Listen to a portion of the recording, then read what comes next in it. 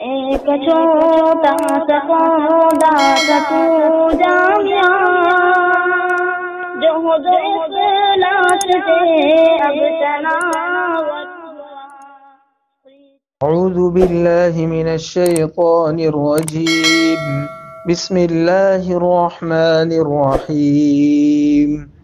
اذا زلزلت الارض زلزالها واخرجت الارض اثقالها وقال الانسان ما لها يومئذ تحدث اخبارها بأن ربك أوحى لها يومئذ يصدر الناس أشتاتا ليروا أعمالهم فمن يعمل مثقال ذرة خيرا يره ومن يعمل مثقال ذرة شرا يره۔ صدق اللہ العظیم۔ محترم بھائیوں، دوستوں، بزرگوں، ابھی جو صورت ہمارے سامنے تلاوت کی گئی یہ مدنی صورت ہے، اور اس میں اللہ تعالیٰ نے کل 8 آیتیں نازل فرمائی ہیں۔ مدنی صورت کا مطلب یہ ہے کہ نبی اکرم صلی اللہ علیہ وسلم کے ہجرت کرنے کے بعد نازل ہوئی۔ اس صورت کے تعلق سے اس کا جو شان نزول، یعنی یہ صورت اللہ تعالیٰ نے کیوں نازل فرمائی، تو اس کے بارے میں قرآن کریم کی آیات کی تفسیر کرنے والے علماء، جن کو مفسرین کہا جاتا ہے، ان کا کہنا یہ ہے کہ اس صورت کا شان نزول یہ ہے کہ عام طور سے جو عرب کے مشرکین تھے، اللہ کے ساتھ دوسرے جھوٹے خداؤں کو شریک کرنے والے، وہ پوچھتے رہتے تھے کہ قیامت کب آئے گی، اور بار بار نبی اکرم صلی اللہ علیہ وسلم کو اس سلسلے کے سوال کرتے تھے۔ خود قرآن کریم میں بھی اللہ تعالیٰ نے الگ الگ جگہوں پر ان کے الگ الگ سوال نقل کیے ہیں۔ جیسے ایک جگہ اللہ تعالیٰ نے ان کا سوال نقل کیا ہے ایان یوم الساعہ، کہ قیامت کا دن کب آئے گا۔ ایک جگہ اللہ تعالیٰ نے ان کا یہ قول نقل کیا ہے متی ھذا الوعد ان کنتم صادقین۔ ایک جگہ ہے متی ھذا الفتح ان کنتم صادقین، کہ یہ جو تم کہتے ہو فیصلے کا دن، وعدے کا دن، یہ وعدے کا دن کب آنے والا ہے۔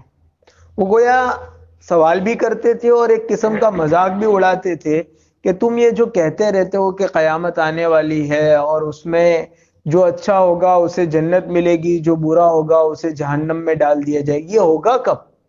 تو یہ لوگ پوچھتے رہتے تھے۔ تو ان کے سوال کے جواب میں اللہ تعالیٰ نے قرآن کریم میں مختلف موقعوں سے آیات نازل فرمائی، اور تقریباً جتنی اللہ تعالیٰ نے آیات نازل فرمائی ان سب میں زیادہ تر ان کے اس سوال کا جواب نہیں ہے کہ قیامت کب آئے گی، اس کا جواب اللہ نے دیا ہے کہ قیامت کیا ہے اور کیسے آئے گی۔ اس صورت میں بھی اللہ تعالیٰ نے یہ نہیں بتایا ان کو کہ قیامت کب آئے گی، البتہ یہ بتایا کہ قیامت آئے گی تو کیا کیا ہوگا، اس کے کچھ احوال، اس کی کچھ جھلکیاں اللہ تعالیٰ نے اپنی اس صورت میں اور ان آیات میں بتائی ہیں۔ اصل میں قیامت کا آنا یہ ایک ایسی چیز ہے کہ قیامت کب آئے گی اس کا علم اللہ کے سوا کسی کو نہیں ہے، یہاں تک کہ نبی اکرم صلی اللہ علیہ وسلم کو بھی اس کا علم نہیں ہے کہ قیامت ایگزٹ کہ فلانی تاریخ کے فلانے دن، یہ قرآن اور حدیث میں کہیں نہیں ہے، اللہ کے رسول صلی اللہ علیہ وسلم کو بھی اس کا علم نہیں دیا گیا تھا۔ اور ہمارے یہاں اگر کچھ لوگ اس طرح کی بات کرتے ہیں کہ فلانی تاریخ کو آ جائے گی قیامت، وہ اپنا اندازہ اور اٹکل لگاتے ہیں، صحیح حقیقی معنوں میں قیامت کے آنے کا دن اور تاریخ کون سی ہوگی یہ اللہ تعالیٰ نے کسی کو نہیں بتایا۔ خود اللہ تعالیٰ نے قرآن کریم میں فرمایا کہ 5 چیزیں ایسی ہیں جس کا علم صرف اللہ کو ہے۔ وہ سورہ لقمان میں آخری آیت میں اللہ تعالیٰ نے ارشاد فرمایا ان اللہ عندہ علم الساعہ، کہ قیامت کے آنے کا علم اللہ کو ہے، تو اللہ ہی جانتا ہے کہ قیامت کب آئے گی۔ ہاں، اس کی کچھ نشانیاں، کچھ علامتیں کہ زمانے میں یہ ہوگا، ایسا ہوگا، ایسا ہوگا، اس کے بعد تو اس طرح کچھ چھوٹی بڑی اللہ کے رسول صلی اللہ علیہ وسلم نے علامتیں ارشاد فرمائی ہیں، لیکن فکس اس کا کوئی ٹائم بتا دیا ہو، کوئی متعینہ اس کی تاریخ بتا دی ہو، ایسا قرآن اور حدیث میں کہیں نہیں ہے۔ اور جو لوگ اس قسم کے اللہ کے رسول صلی اللہ علیہ وسلم سے اس قسم کے سوالات کرتے تھے تو ان کا منشا یہ تھا کہ یہ کیسا ہوگا کہ قیامت آئے گی اور سب ٹوٹ پھوٹ جائے گا اور پھر ہمارے مرے ہوئے باپ دادا اور ہم لوگ سب دوبارہ پیدا کیے جائیں گے۔ اسی لیے اللہ تعالیٰ نے بہت سی جگہوں پر ان کے اس سوال کے جواب میں کہ قیامت کب آئے گی، یعنی گویا وہ انکار کرتے ہیں، وہ نبی اکرم صلی اللہ علیہ وسلم کے سامنے آ کر پوچھتے تھے کہ اذا متنا وکنا ترابا وعظاما وَإِنَّا لَمَبْعُوثُونَ، کیا ہم مر جائیں گے، ہماری ہڈی سب مٹی میں رل مل جائے گی، اس کے بعد دوبارہ اٹھائے، یعنی ان کو بہت تعجب ہوتا تھا کہ ایسا کیسے ہوگا کہ ایک آدمی فنا ہو جائے اور پھر دوبارہ اس کو۔ تو اللہ تعالیٰ نے مختلف موقعوں سے اس کے جواب دیے، اور اللہ تعالیٰ نے ان جواب دینے میں ایک عام طور سے اللہ تعالیٰ ایک جواب یہ دیتے ہیں کہ ہم نے تم کو پیدا کیا جب تم اس دنیا میں نہیں تھے، ایک منی کے ناپاک قطرے سے ہم نے خون بنایا، خون سے پھر گوشت کا لوتھڑا بنایا، گوشت کے لوتھڑے سے پھر ہڈیاں بنائی، ہڈیاں بنانے کے بعد اس پر چمڑی چڑھائی، اعضا بنائے، اور پھر ہم نے اس دنیا میں انسان کو پیدا کیا۔ تو ظاہر سی بات ہے ہمارے لیے کوئی کام کرنا مشکل کب ہوگا؟ ایک آدمی نے ایک چیز بنائی اور وہ ختم ہو گئی، دوبارہ اس کو بنانا ہے تو دوسری مرتبہ بنانا تو اور زیادہ آسان ہے جب پہلی مرتبہ بالکل نہیں تھی اور اس نے بنائی۔ تو اللہ تعالیٰ فرماتے ہیں جب تم بالکل نہیں تھے تو ہم نے تم کو پیدا کیا، ہم نے یہ پوری کائنات بنائی جبکہ کچھ نہیں تھا، تو دوبارہ بنانے ہمارے لیے کیا مشکل ہے؟ اور اللہ تعالیٰ تو ایک جگہ ارشاد فرماتے ہیں 30ویں پارے میں اَأَنْتُمْ أَشَدُّ خَلْقًا أَمِ السَّمَاءُ بَنَاهَا رَفَعَ سَمْكَهَا، کہ صرف تم کو نہیں، ہم آسمان اور زمین کو بھی دوبارہ بنائیں گے۔ تم تو 6 فٹ کے انسان ہو، تمہارا بنانا اتنا مشکل تھوڑی تھا جتنا تمہاری نظروں میں اتنے بڑے آسمان کا بنانا مشکل ہے۔ جب اللہ اتنا بڑا آسمان بنا سکتے ہیں تو پھر تم کو جلانا، مارنا اور دوبارہ تم کو اٹھانا اور پیدا کرنا اللہ کے لیے کیا مشکل ہے؟ تو اللہ کے رسول صلی اللہ علیہ وسلم کو اس طرح کے جو سوال ہوتے تھے کہ قیامت کب آئے گی۔ ایک مرتبہ اللہ کے رسول صلی اللہ علیہ وسلم ایک مجلس میں بیٹھے ہوئے تھے اور مدینہ میں ایک آدمی، وہ اصل میں حقیقت میں حضرت جبرائیل علیہ السلام تھے، فرشتے، اور عام طور سے حضرت جبرائیل علیہ السلام جب بھی انسانی شکل میں آتے تھے تو ایک صحابی تھے جن کا نام تھا دحیہ ابن خلیفہ کلبی، ان کی شکل میں آتے تھے عام طور سے۔ تو اکثر وہ چونکہ وہ صحابی بہت حسین اور جمیل خوبصورت تھے تو عام طور سے حضرت جبرائیل علیہ السلام انہی کی شکل میں آتے تھے، لیکن اس قصے میں حضرت جبرائیل علیہ السلام کسی اجنبی آدمی کی شکل میں آئے جو لگ رہا تھا کہ باہر کہیں سفر کر کے کسی اور مدینہ کے باہر سے کہیں آنے والا آدمی، اور آ کر حضور اکرم صلی اللہ علیہ وسلم کی خدمت میں حاضر ہوئے، اتنا قریب ہوئے کہ آپ بیٹھے ہوئے تھے، آپ کے گھٹنوں سے گھٹنا ملا لیا، اور پھر فرمایا کہ میں کچھ سوال کرنا چاہتا ہوں، آپ اس کا جواب دیجئے گا۔ تو اس میں انہوں نے پوچھا کہ اسلام کیا ہے، ایمان کیا ہے، احسان کیا ہے۔ اسی حدیث میں، یہ مشہور حدیث ہے، اسی حدیث میں آگے جا کر حضرت جبرائیل جس آدمی کی شکل میں آئے تھے انہوں نے پوچھا کہ قیامت کب آئے گی؟ اس پر اللہ کے رسول صلی اللہ علیہ وسلم نے جواب دیا امل مسئول اعلم منها من السائل، او کما قال علیہ الصلوۃ والسلام، کہ جس سے آپ سوال پوچھ رہے ہیں تو اس کو بھی اس کا علم نہیں ہے۔ گویا اللہ کے رسول صلی اللہ علیہ وسلم نے کہا کہ پوچھنے والا جس سے پوچھا جا رہا ہے، تو جس سے پوچھا جا رہا ہے وہ پوچھنے والے سے زیادہ علم نہیں رکھتا ہے، یعنی جیسے تم کو معلوم نہیں ہے فرشتہ ہو کر بھی کہ قیامت کب آئے گی، ویسے مجھے بھی نہیں معلوم۔ اور جب بھی اس دنیا میں کسی آدمی سے سوال کیا جائے گا کہ قیامت کب آئے گی، تو سوال کرنے والا جتنا قیامت کے آنے کی فکس تاریخ سے لا علم ہے اور بے خبر ہے، ویسے جواب دینے والا بھی بے خبر ہے، اسے بھی نہیں معلوم کہ قیامت کب آئے گی۔ اور یہ جواب اللہ کے رسول صلی اللہ علیہ وسلم نے کیوں دیا؟ تو بعض علماء نے لکھا ہے کہ اصل میں ایک مرتبہ حضرت عیسیٰ علیہ السلام نے حضرت جبرائیل سے پوچھا تھا کہ قیامت کب آئے گی۔ اس موقع سے حضرت جبرائیل نے یہ جواب دیا تھا کہ میں نہیں جانتا ہوں، اور یہی جملہ استعمال فرمایا تھا۔ تو اللہ کے رسول صلی اللہ علیہ وسلم کو حضرت جبرائیل کو یاد دلا رہے ہیں، اللہ کے رسول صلی اللہ علیہ وسلم کو تو معلوم تھا کہ یہ اجنبی آدمی جبرائیل ہے، تو گویا حضرت جبرائیل کو یاد دلا رہے کہ وہ حضرت عیسیٰ کو دیا ہوا جواب آپ بھول گئے. جو جواب آپ نے اس موقع سے دیا تھا وہی جواب میں آپ کو یہاں دیتا ہوں کہ جیسے تم کو معلوم نہیں ہے کہ قیامت کب آئے گی، ویسے مجھے بھی معلوم نہیں ہے کہ قیامت کب آئے گی. اس لیے عام طور سے آج کل بعض باطل فرقے بھی یہ جو مہدویت کا دعویٰ کرنے والے ہیں، ہمارے یہاں چونکہ دیہات ہے اس لیے ہم کو اندازہ نہیں ہوتا، سٹی میں اور باہر کے ملکوں میں اس قسم کے بہت سارے فتنے آتے ہیں، اور کالجوں میں اور یونیورسٹیوں میں لوگ آ کے کہتے ہیں کہ فلانا آدمی مہدی ہو گیا ہے اور مہدی علیہ السلام آ گئے ہیں اور حضرت مہدی یوں کریں گے، اور وہ پھر قیامت کی نشانیوں کو جوڑ کر فکس کر کے پھر وہ بتاتے ہیں کہ اتنی تاریخ کو قیامت آ جائے گی.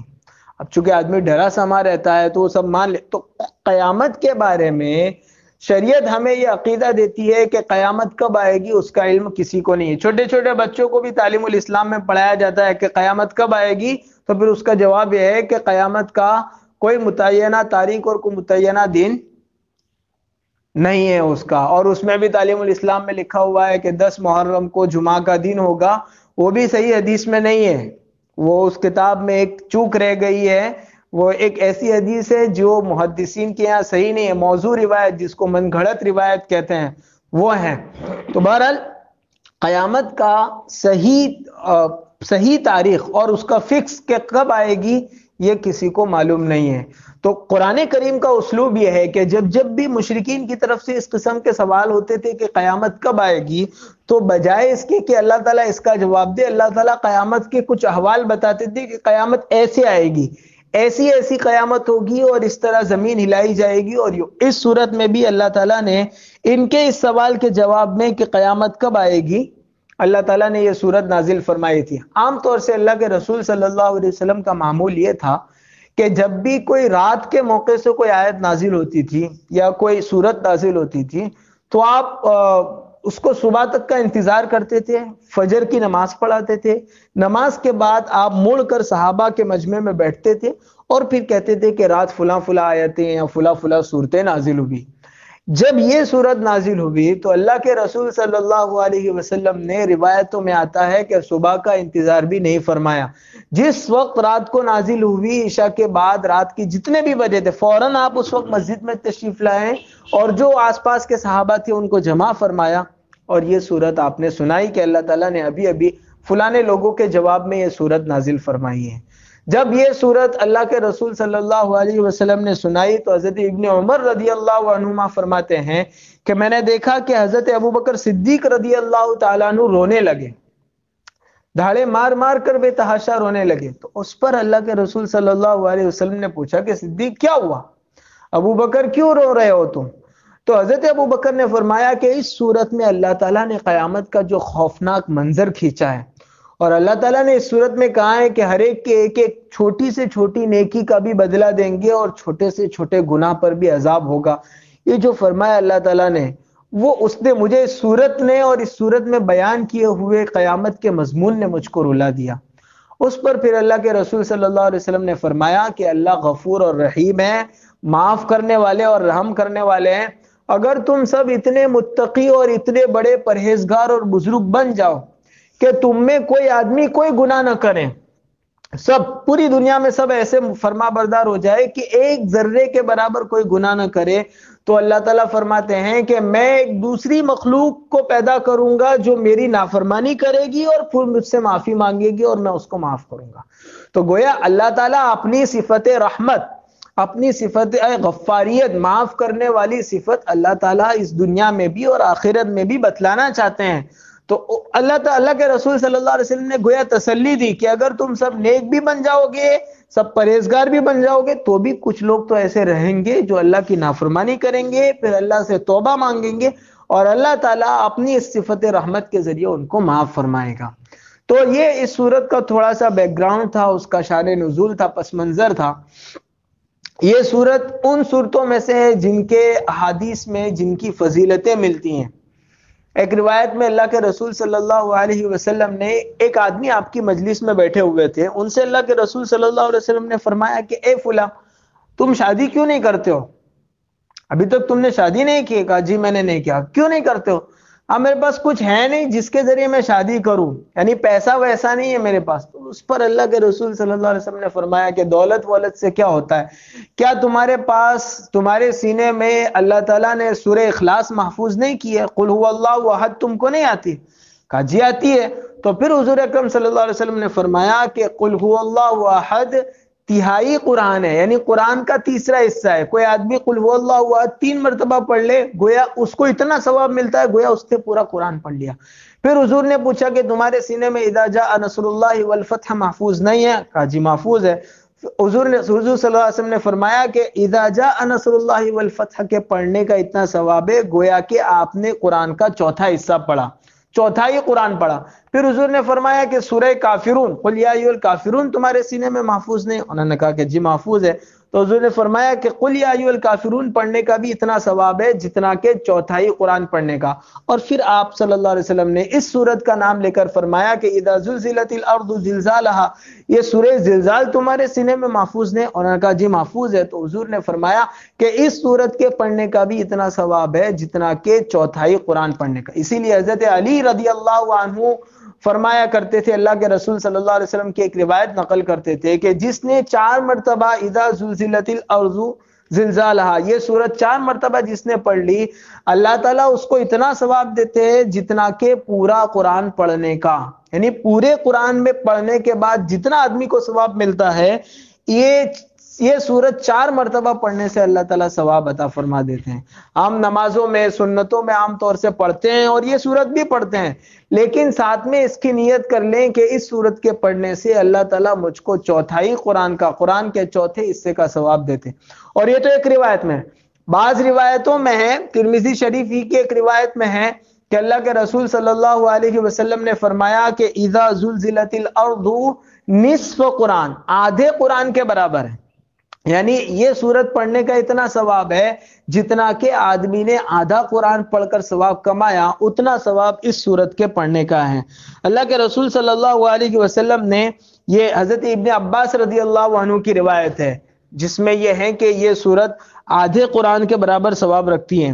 اس سورت میں آخر میں 2 آیتیں ہیں، فَمَن يَعْمَلْ مِثْقَالَ ذَرَّةٍ خَيْرًا يَرَهُ وَمَن يَعْمَلْ مِثْقَالَ ذَرَّةٍ شَرًّا يَرَهُ۔ ان آیتوں کے متعلق بخاری شریف کی روایت میں ہے کہ اللہ تعالیٰ نے پورے قرآن میں سب سے زیادہ شاندار، سب سے زیادہ جامع، یکتا اور انوکھی آیت جو نازل فرمائی ہے وہ یہی ہے، فَمَن يَعْمَلْ مِثْقَالَ ذَرَّةٍ خَيْرًا يَرَهُ وَمَن يَعْمَلْ مِثْقَالَ ذَرَّةٍ شَرًّا، یعنی پورے قرآن کی تعلیم کا خلاصہ ہے ان 2 آیتوں میں۔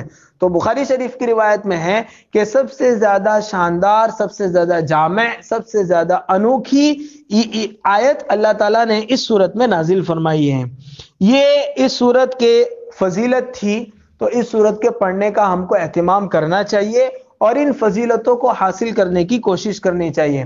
اس صورت کی فضیلت میں ایک پہلی بات وہ میں نے کہی تھی، روایت تھی ترمذی شریف کی کہ اللہ کے رسول صلی اللہ علیہ وسلم نے کسی سے پوچھا کہ تم نے شادی نہیں کی ہے۔ اس پر ایک بات میں عرض کرتا ہوں کہ عام طور سے حضور اکرم صلی اللہ علیہ وسلم نے ان کو یوں نہیں کہا کہ تم کماؤ اور یہ کرو اور پیسہ جمع کرو۔ حضور نے فرمایا کہ تمہارے سینے میں قرآن ہے، اللہ قرآن کی برکت سے، ان صورتوں کی برکت سے تمہارا آگے کا سارا بیڑا پار فرما دیں گے۔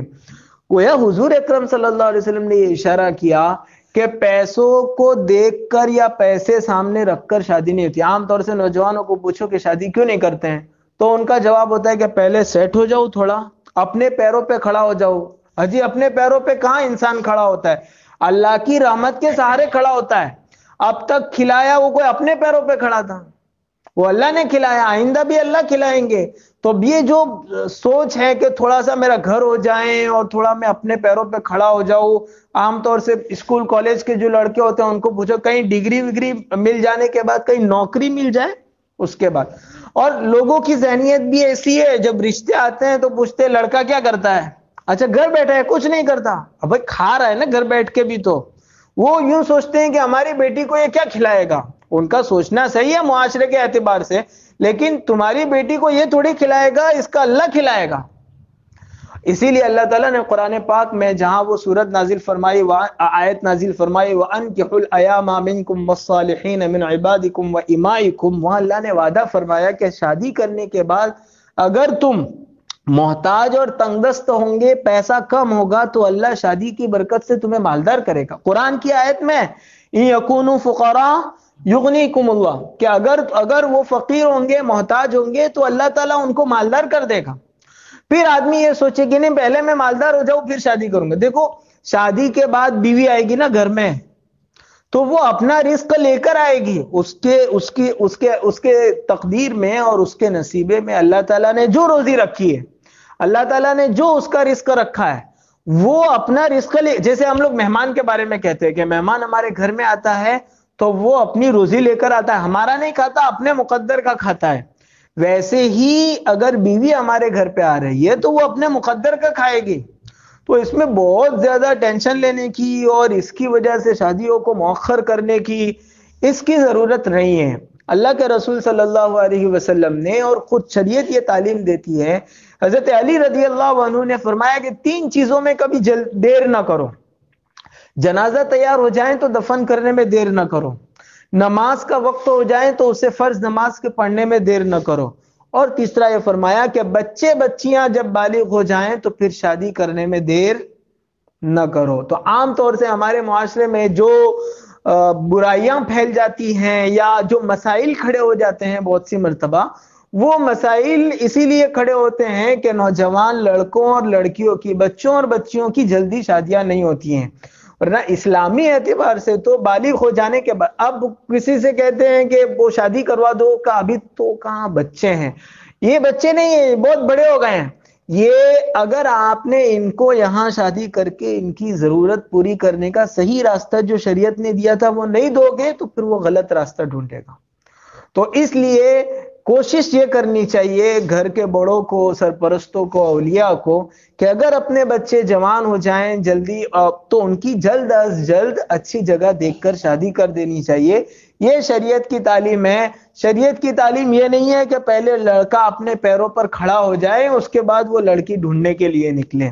تو یہ چونکہ وہ روایت آئی تھی تو اس روایت سے یاد آیا تو وہ عرض کر دیا۔ یہ اس سورت کا شان نزول تھا اور اس سورت کی یہ فضیلت تھی۔ آگے اللہ تعالیٰ نے اس سورت میں کیا ارشاد فرمایا، قیامت کے کچھ احوال ذکر کیے ہیں، تو وہ کیا ہیں وہ ہم پڑھیں گے۔ اذا زلزلت الارض زلزالہا، جب اللہ تعالیٰ جب زمین ہلائی جائے گی اس کے بھونچال کے ذریعے، یعنی زمین میں زلزلہ آئے گا۔ قیامت کیسے آئے گی؟ زمین میں زلزلہ آئے گا۔ یہ جو چھوٹے موٹے زلزلے آتے ہیں، ابھی کل بھی زلزلہ آیا، تاجکستان اور قزاقستان میں اصل سینٹر تھا، اور ہمارے یو پی، پنجاب، دہلی تک کے میں کشمیر وغیرہ میں اس کے اثرات ظاہر ہوئے۔ تو یہ اللہ تعالیٰ تھوڑا تھوڑا ہلاتا ہے، اپنے وجود کا ثبوت دیتا ہے کہ میں جب چاہوں اس پوری دنیا کو تہس نہس کر سکتا ہوں۔ تو بڑی قیامت تو اللہ تعالیٰ جب برپا فرمائیں گے تو اس کا طریقہ یہ ہوگا کہ اللہ تعالیٰ زمین کو ہلائیں گے، اور ایسا ہلائیں گے قیامت کے سلسلے میں مشہور ہے، بچہ جانتا ہے کہ جب حضرت اسرافیل علیہ السلام سور پھونکیں گے تو اللہ تعالیٰ قیامت برپا کریں گے۔ تو وہ سور کیا ہے؟ 2 مرتبہ حضرت اسرافیل علیہ السلام سور پھونکیں گے۔ پہلی مرتبہ جب سور پھونکیں گے حضرت، تو پھر ساری دنیا تہس نہس ہو جائے گی، برباد ہو جائے گی، اور جو قرآن اور حدیث میں ملتا ہے کہ پہاڑ روئی کے مانند اڑتے پھریں گے اور سب پوری دنیا برباد ہو جائے گی، وہ یہ پہلی مرتبہ۔ اور اس میں حضرت اسرافیل علیہ السلام ایک دم اچانک آواز نہیں آئے گی، کتابوں میں لکھا ہوا ہے کہ جب سور پھونکیں گے دھیرے دھیرے وہ آواز آتی اتنی بڑھے گی کہ اس آواز کے ڈر اور خوف سے ساری دنیا کے انسان ہلاک اور برباد ہو جائیں گے، سب مر جائیں گے، دنیا میں کوئی باقی نہیں بچے گا، سب مر جائیں گے۔ یہاں تک کہ قرآن اور حدیث میں یہ مضمون ملتا ہے، حدیث میں اللہ کے رسول صلی اللہ علیہ وسلم نے فرمایا کہ اللہ کے سوا کوئی اس دنیا میں نہیں بچے گا۔ جب اللہ تعالیٰ حضرت اسرافیل علیہ السلام کو سور پھونکنے کا حکم دیں گے اور وہ سور پھونکیں گے، سب دنیا تہس نہس برباد ہو جائے گی، سب مر جائیں گے، تو پھر اللہ تعالیٰ حضرت اسرافیل علیہ السلام سے پوچھیں گے کہ اسرافیل اب دنیا میں کون بچا؟ تو حضرت اسرافیل علیہ السلام کہیں گے کہ ایک آپ کے عرش کو اٹھانے والے، اللہ کے عرش کو اٹھانے والے فرشتے ہیں، آپ کے عرش کو اٹھانے والے فرشتے ہیں، میں ہوں اور آپ ہیں۔ تو اللہ تعالیٰ حضرت اسرافیل سے کہیں گے کہ عرش کے اٹھانے والے فرشتوں کو بھی موت دے دو۔ چنانچہ حضرت اسرافیل چونکہ ملک الموت ہے، عرش کے اٹھانے والے سب فرشتوں کو بھی حضرت اسرافیل علیہ السلام ان کی روح قبض کر لیں گے۔ پھر اللہ تعالیٰ پوچھے، حالانکہ اللہ کو معلوم ہے کہ نیچے کون ہے، پھر اللہ پوچھیں گے کہ اب اسرافیل کون بچا؟ کا اوپر آپ ہے اور نیچے آپ کا غلام اسرافیل ہے. تو اللہ تعالیٰ فرمائیں گے مت، تو بھی مر جا، اس لیے کہ میں نے اس دنیا کے بارے میں فیصلہ کیا ہے کہ جو یہاں آیا ہے وہ ایک دن مرنا ہے. ساری کائنات میں سوائے اللہ کے کوئی زندہ نہیں بچے گا. اسرافیل علیہ السلام بھی مر جائیں گے، اور پھر اللہ تعالیٰ اس وقت پوری دنیا کو، یہ جو پوری دنیا تہس نہس زمین کو اللہ تعالیٰ اپنی مٹھی میں زمین اور آسمان کو لپیٹیں گے اور یوں جھٹکا دیں گے. اور پھر اللہ تعالیٰ والسماوات مطویات بیمینہ، قرآن میں بھی اس کا تذکرہ ہے. اور پھر اللہ تعالیٰ پوچھیں گے لمن الملک اليوم، آج کس کی بادشاہت ہے؟ وہ جو بڑے بڑے بادشاہ اپنی بادشاہت پہ غراتے تھے اور اپنی دولت پہ، اپنے حسن پہ، اپنے مال پہ، اپنے اقتدار اور اپنی طاقت پر ناز کر کے، گھمنڈ کر کے کمزوروں پر ظلم کرتے تھے، اللہ تعالیٰ پوچھیں گے لمن الملک اليوم، کہاں گئے وہ بادشاہ، وہ فرعون، وہ قارون، وہ شداد، وہ دنیا کی دولت پر گھمنڈ کرنے والے لوگ کہاں گئے؟ اللہ تعالیٰ خود پوچھیں گے کہ آج کس کی بادشاہت ہے؟ کوئی جواب دینے والا تو ہے نہیں، سب مرے ہوئے. اللہ تعالیٰ خود جواب دیں گے للہ الواحد القہار، اکیلے زبردست اللہ کی آج حکومت ہے اس کے. پھر اللہ تعالیٰ دوبارہ حضرت اسرافیل علیہ السلام کو پیدا کریں گے، اور پھر حضرت اسرافیل علیہ السلام سور پھونکیں گے. اس وقت پھر زمین میں بھونچال آئے گا، اور ایسا بھونچال آئے گا کہ اس دوسری سور پھونکنے سے جو انسان مر گئے تھے، جتنے حضرت آدم سے لے کر قیامت تک آنے والے، سب دوبارہ زندہ ہو جائیں گے. اور زمین کے اندر اللہ نے جو خزانے رکھے ہیں وہ خزانے سب باہر آ جائیں گے، اور پھر وہ حشر کا میدان قائم ہوگا، سوال جواب ہوگا، وہ سارا منظر. تو اس صورت میں اللہ تعالیٰ نے جو فرمایا کہ جب زمین اس کے بھونچال سے ہلا دی جائے گی، اس سے مراد دوسری مرتبہ جو حضرت اسرافیل علیہ السلام سور پھونکیں گے نا وہ ہے، کیونکہ آگے دوسری آیت میں اللہ ارشاد فرما رہے وَأَخْرَجَتِ الْأَرْضُ أَثْقَالَهَا، کہ جب زمین اپنا بوجھ نکال کر باہر پھینک دیں گی. تو مفسرین نے لکھا ہے کہ اپنا بوجھ کا کیا مطلب ہے؟ دو چیزیں زمین باہر نکالے گی. ایک، سارے انسان جو اس زمین میں دفن ہوئے ہیں، جو بھی اس دنیا میں آئے، وہ سب دوبارہ زندہ ہو جائیں گے، سب اپنی قبروں سے باہر نکل آئیں گے.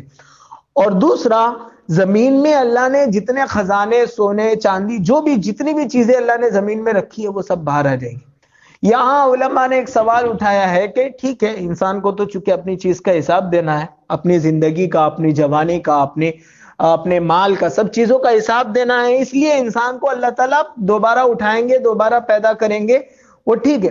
لیکن یہ زمین سے خزانے کیوں اللہ تعالیٰ باہر نکالیں گے؟ یہ سونا چاندی کا ڈھیر کیوں اللہ تعالیٰ باہر نکالیں گے؟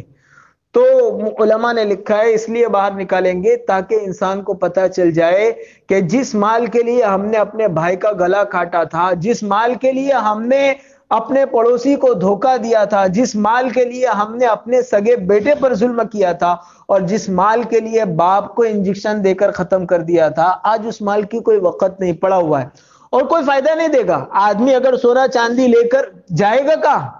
اللہ تعالیٰ نے قیامت کے دن فیصلہ کر لیا ہے کہ یہاں کی کرنسی سونا چاندی نہیں، یہاں کی کرنسی اعمال ہے. اعمال سے وہاں اب لین دین ہوگا، اعمال سے جنت ملے گی، اعمال نہیں ہوگے تو جہنم ملے گی. وہاں سونا چاندی نہیں چلنے والا ہے. تو اللہ تعالیٰ اس لیے زمین کے خزانے اور یہ دفینے پورے باہر نکالیں گے تاکہ انسان کو یہ احساس ہو، اس کو یہ عبرت ہو کہ جس مال کے لیے ہم نے اللہ کی نافرمانی کی، جس مال کے حاصل کرنے کے چکر میں ہم نے نمازوں کو چھوڑا تھا، اور جس مال کے حاصل کرنے اور اس کی لالچ میں اندھے ہو کر ہم نے شریعت کے حرام اور حلال کی پرواہ نہیں کی تھی، آج اس مال کی ایک خرابی یہ ہے کہ آپ مال سے اپنی ضرورت، یعنی نفس مال سے اپنی ضرورت پوری نہیں کر سکتے ہیں. یعنی ہمارے پاس جیسے پیسے ہیں تو ان پیسوں سے اپنی ضرورت پوری، جب تک یہ پیسہ ہم آگے نہیں دیں گے، یہ پیسہ ختم نہیں کریں گے، تب تک اپنی ایک آدمی کو کھانا ہے تو پیسہ تو نہیں کھا سکتا ہے نا، وہ اس کو پہننا ہے تو پیسہ نہیں پہن سکتا ہے، اس کو پیسہ خرچ کر کے کپڑا خریدنا پڑے گا، پیسہ خرچ کر کے کھانا خریدنا پڑے گا.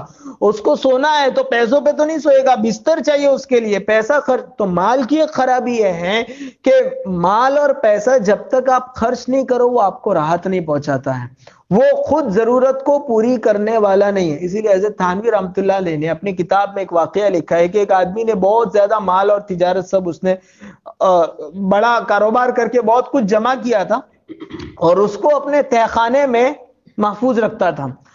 اور تہہ خانے میں اس نے دروازے پہ ایسا لاک لگایا تھا جس کا علم کسی کو نہیں تھا. کوئی نہیں جانتا تھا کہ تہ خانے میں. ایک مرتبہ وہ اپنے تہ خانے میں جا کر اپنی نوٹیں وغیرہ جو بھی اس نے جمع کیا تھا وہ گن رہا تھا. اور عام طور سے آدمی کو ایسا ہوتا ہے جس کے پاس پیسہ ہوتا ہے نا وہ بیچارہ گنتے ہی رہتا ہے. اب اس کو گننے میں بھی ایک لذت آتی ہے. جیسے چھوٹے بچوں کو آپ عید کے دن دیکھیں, ان کو عیدی ملتی ہے تو وہ بار بار گنتے رہتا ہے. یہ انسانی فطرت ہے. اللہ نے قرآن میں بھی فرمایا جمع مالا وعددا, کہ مال جمع کیا پھر اس کو گنتا رہتا ہے بیٹھے بیٹھے, بار بار اکاؤنٹ کھول کر دیکھتا ہے کہ کہیں کسی نے کچھ لیا تو نہیں ہے, کوئی چکر وکر تو نہیں ہو گیا, کوئی میرے ساتھ گیم تو نہیں کھیل گیا. تو یہ آدمی بھی وہاں جا کر اندر اپنا سب چیزیں گن رہا تھا. اتفاق سے وہ دروازے کی جو اس نے چٹکھنی باہر سے کی تھی وہ کیواڑ بند ہو گیا. دروازہ ایسا بند ہو گیا کہ اب وہ کھولا نہیں جا سکتا ہے, باہر سے ہی کھل سکتا ہے, اور وہ اندر تھا اور وہ موبائل کا زمانہ نہیں تھا. تو اب وہ باہر نکلنا چاہ رہا ہے اور گھر والوں کو کسی کو معلوم ہی نہیں کہ اس نے ایسا تہ خانہ بنایا ہوا ہے. تو پتا چلا کہ وہ اندر ہی اندر تڑپ تڑپ کر اپنے ہی خزانے کے پاس مر گیا. جب دو لوگوں نے بعد میں تحقیق کرنے کے بعد دروازہ کھول کر دیکھا تو وہ پیسے اس کے منہ میں ٹھوسے ہوئے تھے, وہ اترے بھی نہیں تھے جو اس نے پیسے جمع کیے تھے. تو یہ مال کی خرابی ہے کہ جب تک وہ دوسروں کے ہاتھ میں جائے گا نہیں آپ کی ضرورت پوری نہیں کرے گا. تو اللہ تعالیٰ اس دن بھی یہ بتائیں گے کہ یہ سونا چاندی رکھا ہوا ہے, جس کو اپنی ضرورت پوری کرنی ہو لے لے آپ, پر وہاں اس دن اس سے ضرورت پوری ہونے والی نہیں. اس دن کپڑے کی ضرورت ہوگی. چونکہ جب آدمی سب قبروں سے اٹھیں گے نا تو ننگے اٹھیں گے, کسی کے کپڑے پر بدن پر کوئی لباس نہیں ہوگا, وہ تو کفن ہے. کفن تو ایسے ہی فنا ہو جاتا ہے, 2-4 دن میں ختم ہو جاتا ہے. تو سب کے سب, اسی لیے حدیث میں سب سے پہلے قیامت کے دن جس کو کپڑا پہنایا جائے گا اللہ کے رسول صلی اللہ علیہ وسلم کے بعد حضرت ابراہیم کو پہنایا جائے گا, کیونکہ ان کو جب شداد نے نمرود نے آگ میں ڈالا تھا تو ان کے کپڑے نکالے تھے, تو اس کے اعزاز میں سب سے پہلے ان کو کپڑے پہنائے جائیں گے. تو کسی کے پاس کپڑے نہیں ہوں گے تو کپڑا وہاں پہننا ہو تو کیا کرنا پڑے گا؟ اللہ کے رسول صلی اللہ علیہ وسلم نے فرمایا جو اس دنیا میں ننگے لوگوں کو کپڑا پہنائے گا اللہ تعالیٰ قیامت کے دن اس کو کپڑے پہنائیں گے. وہاں بھوک مٹانا ہو تو کیا کرنا پڑے گا؟ جو اس دنیا میں بھوکوں کو کھلائے گا اللہ تعالیٰ قیامت کے دن اس کو کھلائیں گے. جو اس دنیا میں پیاسوں کو پانی پلائے گا اللہ تعالیٰ قیامت کے دن کی اس سخت ترین پیاس میں اللہ تعالیٰ جو ہے وہ جنت کی نہروں سے اس کی پیاس بجھائیں گے. تو وہاں اعمال چلیں گے, وہاں سونا چاندی نہیں چلے گا. اسی کی تنبیہ اور عبرت اور آدمی کے حسرت کے لیے اللہ تعالیٰ اس دن جب حضرت اسرافیل علیہ السلام سور پھونکیں گے تو زمین کے سارے خزانے باہر اگل دیں گے. وَأَخْرَجَتِ الْأَرْضُ أَثْقَالَهَا, اور پھر انسان ان سب چیزوں کو دیکھے گا تو کہے گا وَقَالَ الْإِنسَانُ مَا لَهَا, انسان کہے گا کہ یہ کیا ہو گیا, ہماری دکان ہماری تجارت یہ سب تو فنا ہو گیا, ہم کیسا گھاٹے کا سودا کر کے آئے کہ ہم نے دنیا کے پیچھے اپنے آپ کو برباد کر دیا, اور پھر وہ زندگی کبھی ختم ہونے والی نہیں ہے. تو انسان کی حسرت بھی پھر کبھی ختم نہیں ہوگی. اللہ تعالیٰ آگے ارشاد فرماتے ہیں وَقَالَ الْإِنسَانُ مَا لَهَا يَوْمَئِذٍ تُحَدِّثُ أَخْبَارَهَا, اس دن جب زمین اپنی خبریں بیان کرے گی. یہ جو زمین ہے وہ زمین اپنی خبریں بیان کرے گی. آج کل چینل خبریں بیان کرتے ہیں نا. اللہ تعالیٰ جب قیامت برپا کریں گے اور دوبارہ سب انسانوں کو اٹھایا جائے گا تو زمین بولے گی کہ زمین کا خبریں بیان کرنے کا کیا مطلب ہے؟ حضرت ابو ہریرہ رضی اللہ عنہ فرماتے کہ ایک دن اللہ کے رسول صلی اللہ علیہ وسلم نے پوچھا کہ اتدرون ما اخبارها, کیا تم جانتے ہو کہ زمین کی خبریں کیا ہے؟ تو صحابہ نے کہا ہم نہیں جانتے, اللہ اور اس کے رسول زیادہ جانتے ہیں. تو حضور اکرم صلی اللہ علیہ وسلم نے فرمایا کہ ہر مرد اور عورت نے زمین کے جس ٹکڑے پر جو اچھا یا برا کام کیا ہوگا اللہ تعالیٰ کے یہاں زمین کا وہ ٹکڑا بولے گا. کیسے بولے گا؟ اللہ تعالیٰ جو اللہ تعالیٰ ہماری زبان میں بولنے کی طاقت دیتے ہیں وہ اللہ تعالیٰ زمین کو بھی طاقت دیں گے اس دن بولنے کی.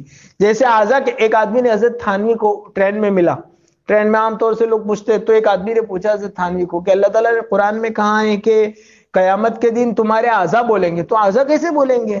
ہاتھ میں تو زبان ہے نہیں, زبان کیسے, وہ ہاتھ کیسے بولے گا؟ آنکھ میں تو زبان ہے نہیں, آنکھ کیسے بولے گی کہ میں نے اس آنکھ سے اتنے لوگوں کو اور اتنی غلط چیزیں دیکھی؟ ہاتھ کیسے بتائے گا؟ پیر کیسے؟ تو حضرت تھانوی نے فرمایا کہ بھائی زبان میں بھی زبان کہاں ہے, زبان میں بھی اللہ نے جو بولنے کی طاقت دی اللہ نے دی ہے, زبان میں خود اپنے سے کوئی بولنے کی طاقت نہیں. اسی لیے بہت سے لوگ آپ دیکھتے ہیں گونگے ہیں, زبان ہے لیکن بول نہیں سکتے ہیں کیونکہ اس میں اللہ نے بولنے کی طاقت نہیں رکھی ہے. اور بہت سے وہ لوگ جن کے بارے میں عام طور سے یہ تصور کیا جاتا ہے کہ یہ نہیں بول سکتے ہیں, کبھی کبھی اللہ ان سے بلواتے جیسے چھوٹے بچے. حضرت عیسیٰ علیہ السلام کے بارے میں مشہور ہے کہ جب وہ پیدا ہوئے تو پیدا ہوتے ہی جب قوم نے سوال کیا بچے تو پیدا ہوتے ہی انہوں نے کہا تھا قال انی عبد اللہ آتانی الکتاب وجعلنی نبیا. وہ قرآن اس میں سورہ مریم میں اللہ تعالیٰ نے پورا ارشاد فرمایا ہے, وہ پورا منظر کھینچا ہے. تو اور بھی ایسے بچے ہیں, حدیث میں 4 یا 5 ایسے بچوں کا ذکر ملتا ہے جو اپنے گہوارے میں, گہوارے کو گھوڑیا اس میں بولے ہیں, ماں کی گود میں بولے, جب عام طور سے بچہ بولتا نہیں. کس نے اس کو بولنے کی طاقت دی؟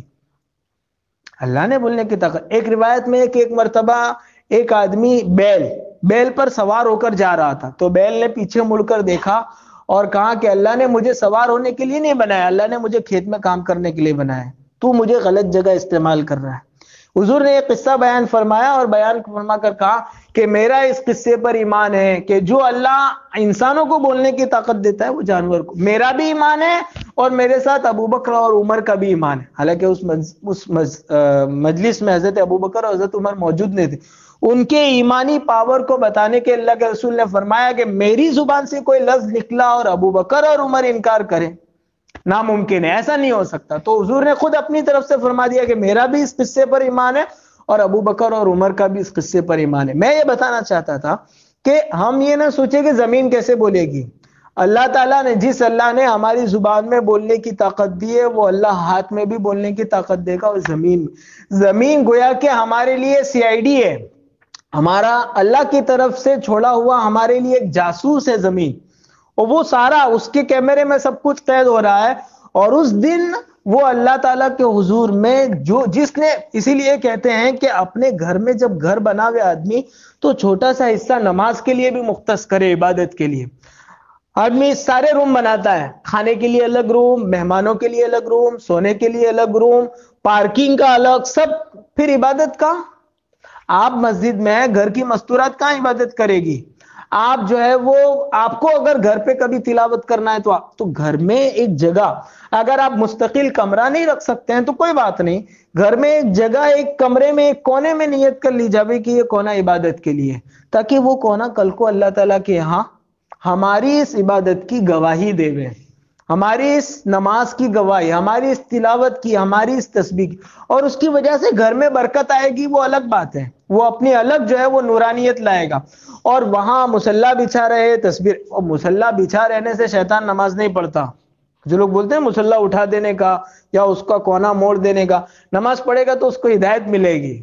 اگر ایسا ہو کہ وہ پڑھتا ہے تو پھر تو بہت مصلی بچھا دینے چاہیے. ایسا کچھ نہیں ہے, وہ لوگ اپنی طرف سے کہتے ہیں کہ مصلی موڑ دو ورنہ شیطان نماز پڑھے گا. وہ تو ہماری نماز خراب کرنے کے لیے آیا ہے, کہاں وہ نماز پڑھے گا وہ. تو وہ ایسے ہی لوگوں میں غلط جھوٹی باتیں مشہور ہے.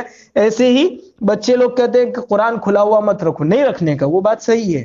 قرآن اگر نہیں پڑھ رہے ہیں تو اس کو کھلا ہوا, لیکن اس لیے قرآن کھلا ہوا مت رکھو کہ شیطان پڑھے گا, یہ صحیح بات نہیں ہے. شیطان نہیں پڑھتا ہے, اس کو جو پڑھنا کرنا تھا اس نے سب کر لیا. اب وہ اس دنیا میں ایک ہی مقصد, ایک ہی مشن لے کر آیا, انسان کو گمراہ کرنا. وہ اپنی ہدایت کا مشن لے کر نہیں آیا کہ میں کامیاب ہو جاؤں, وہ تو یہ مشن لے کر آیا ہے کہ میں جس کی وجہ سے ناکام ہوا ہوں, یعنی انسان, اس کے ایک ایک بچے کو میں چھوڑوں گا نہیں. اے آدم کے ایک ایک نسل اور ایک ایک لڑکے کو میں گمراہ کر کے رہوں گا. تو ایسا کچھ نہیں ہوتا. تو گھر میں مصلی بچھا رہے, وہاں تسبیح رہے, وہاں ریال رہے, قرآن رہے, تاکہ آدمی جیسے ٹی وی دیکھ کر اسے چینل یاد آتا ہے اور وہ پروگرام یاد آتے رہتے ہیں, طرح طرح کے اس کو سیریل یاد آتے ہیں. مصلی دیکھ کر کبھی اللہ بھی یاد آئے گا, تسبیح دیکھ کر کبھی یاد آئے گا کہ اس کا بھی کچھ حق ہے. قرآن دیکھ کر, ہمارے گھروں میں رمضان قرآن نکلتا ہے باہر, وہ بھی بہت, اگر کوئی تھوڑے سے دیندار ہو تو رمضان کو نکلتا ہے, ورنہ بہت سے وہ ہے جن کی اللہ معاف کرے رمضان کو بھی نہیں نکلتا ہے. تو وہ وہاں قرآن رہے گا, آدمی کو یاد آئے گا, بیٹھ کر پڑھے گا. بچے پڑھتے ہیں, باپ دیکھ رہا ہے کہ بچے پڑھ رہے ہیں, لیکن خود اسے یاد نہیں آتا کہ میں بھی پڑھوں. تو یہ چیزیں اپنے گھروں میں ہونی چاہیے. یہ چیزیں کل کو قیامت میں کام آئے گی, زمین کا وہ ٹکڑا. اسی لیے بعض علماء نے لکھا ہے کہ آدمی نے جس زمین پر گناہ کیا, اگر موقع ہے تو اس زمین پر وہ توبہ بھی کر لے, تاکہ کل زمین کا یہ ٹکڑا اگر ہمارے گناہ کی گواہی دے تو ساتھ میں اللہ سے یہ بھی کہے کہ اس کے بعد اس نے اسی جگہ پر آ کر توبہ بھی کی تھی, اگر ممکن ہے تو. جیسے اب اگر آدمی تھیٹر میں گیا, اب وہاں جا کر توبہ کرنے جائے گا تو دوسرا گناہ ہو جائے گا. لیکن جہاں جہاں ممکن ہے، جس زمین پر گناہ کیا اس زمین پر جا کر توبہ کرنا ممکن ہے تو آدمی کرے، تاکہ زمین کا وہ ٹکڑا آدمی کے لیے گناہ کے بجائے اس کے توبہ کی گواہی دے۔ یومئذ تحدث اخبارہا، اس دن جس دن زمین اپنی خبروں کو بیان کرے گی۔ ایک سوال پر آج کی مجلس ختم کرتے ہیں، قیامت ہے ہی کیوں؟ ایسا نہیں ہو سکتا تھا کہ اللہ تعالیٰ سب کو پیدا کرتے ہیں، پھر زندگی گزاری، سور پھونکا، سب ختم، فنش، دوبارہ کچھ نہیں؟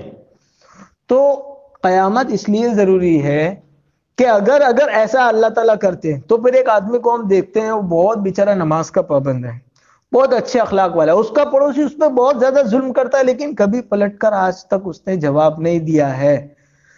یہ آدمی بھی اپنی زندگی گزار کر فنا ہو جائے گا، اور وہ جس نے موج مستی کی، اللہ کی نافرمانی کی، پڑوسیوں پر ظلم کیا، غریبوں کے حقوق ڈھائے، رشتہ داروں کے ساتھ صلہ رحمی کے بجائے رشتوں کو کاٹا، وہ بھی جو ہے وہ مر کر فنا ہو جائے گا۔ تو دونوں میں فرق کیا رہا؟ اللہ تعالیٰ کے عدل اور انصاف سے یہ ناممکن تھا، ان دونوں کو کچھ بدلہ تو ملنا چاہیے۔ اس نے قربانی دی، اس نے اپنی زندگی اخلاق کے ساتھ، نماز کے ساتھ، عبادت کے ساتھ، لوگوں کے حقوق ادا کرتے ہوئے گزاری، اللہ کا بن کر جیا، تو اس کو کچھ بدلہ ملنا چاہیے۔ اور دوسرا اللہ کا نافرمان بن کر، کافر مشرک فاسق بن کر جیا، تو اس کی کوئی سزا ہونی چاہیے۔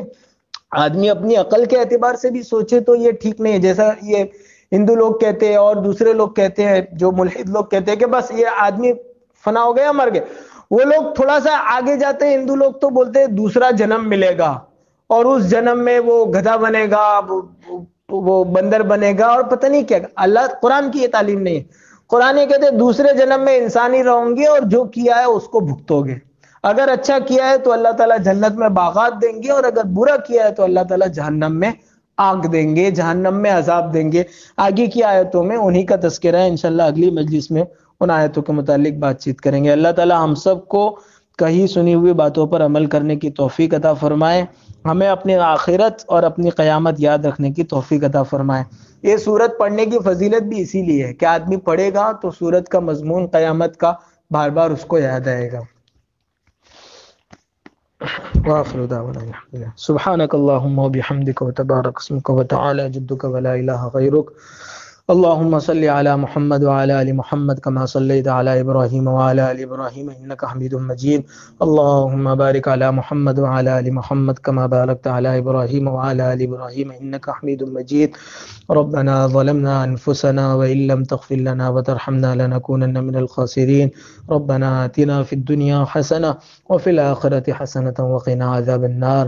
اے اللہ ہم سب کے گناہوں کو معاف فرما، اللہ ہماری خطاؤں سے درگزر فرما، اللہ ہماری سیئات کو حسنات سے مبدل فرما، اللہ ہمیں نیکی کے کام کی توفیق عطا فرما، اللہ برے کاموں سے ہماری حفاظت فرما، نیکی کو محبت ہمارے دلوں میں ڈال دے، گناہوں کی نفرت ہمارے دلوں میں ڈال دے۔